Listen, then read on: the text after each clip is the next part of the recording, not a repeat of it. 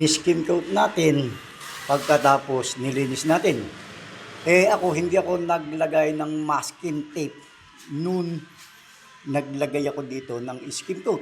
Dahil sabi ko, lilinisin na lang para hindi magastos sa masking tape. Ayan. Ngayon, magpipintura na tayo dito.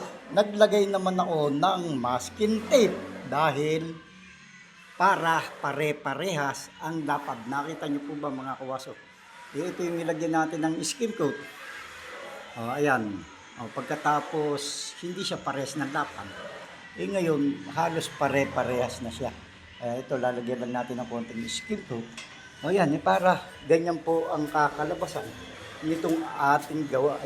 Malinis mga kawaso, gumanda siya. Di po ba, gumanda pero hindi pa yan tapos. Pagkatapos dito, maglalagay rin tayo ng masking tape para ito naka-linya. Ayan, yung linya pinag-uusapan dyan. Ngayon, nakita nyo, malinis, maganda pagkakagawa ng linya ng glass block. Ito yung dati. Ayan, ito yung dati ha. Kaya gagantuhin rin natin yun. Ayan, dati, ganyan yan.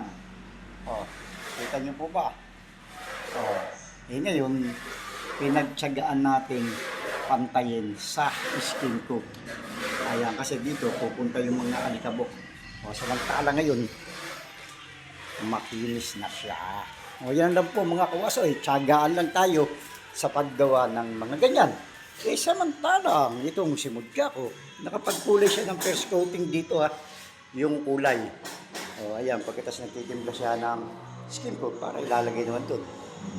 Ito, naka-first coating yan. Bukas na kukulayan yan dahil naka-second coat siya ng Acrytex primer. Kaya siguro yung floor coating natin na kawaso ay sa Biyernes. Ayan, pagkatapos nito ako matatapos natin dito. Yan yung ating glass block.